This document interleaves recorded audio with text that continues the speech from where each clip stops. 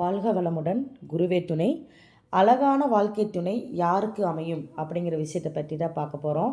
உங்கள் ஜாதகத்தில் சுக்கிரன்கிறத கலத்திரக்காரக கிரகம். இந்த சுக்கிரன் லக்னத்தில் இருந்தாவோ இல்லை 7ஆம் இடத்துல இருந்தாவோ அது ஆட்சி உச்சமாக இருக்குது அப்படின்னா ரொம்ப நல்ல விஷயம். அதே திக்பலமாக இருக்குது அப்படின்னாலும் அது பலமாக இருக்குதுன்னு அர்த்தம். அப்போ உங்கள் ஜாதகத்தில் சுக்கிரன் பலவீனமாகாமல், அதாவது வக்ரமாகாமல், நீசமாகாமல், கிரகணம் இல்லாமல், அஸ்தங்கமாகாமல் இருக்குது அப்படின்னா கண்டிப்பாக அந்த சுக்கிரனோட வலு குறையாமல் இருக்கும் பட்சத்தில் அந்த அழகுங்கிற விஷயங்கள் கண்டிப்பாக இருக்கும் அப்படிங்கிறத எடுத்துக்கலாம். அப்போ இந்த லக்னத்தோடவோ இல்லை 7ஆம் இடத்தோடவோ இல்லை 7ஆம் அதிபதியோட சுக்கிரன் சேர்ந்தாவோ இல்லை 7ஆம் அதிபதி சுக்கிரன் சாரம் வாங்கியிருந்தாவோ கண்டிப்பாக உங்களுக்கு வரக்கூடிய வாழ்க்கை துணை அழகாக இருப்பாங்க அப்படிங்கிற விஷயத்தை நம்ம எடுத்துக்கலாம்.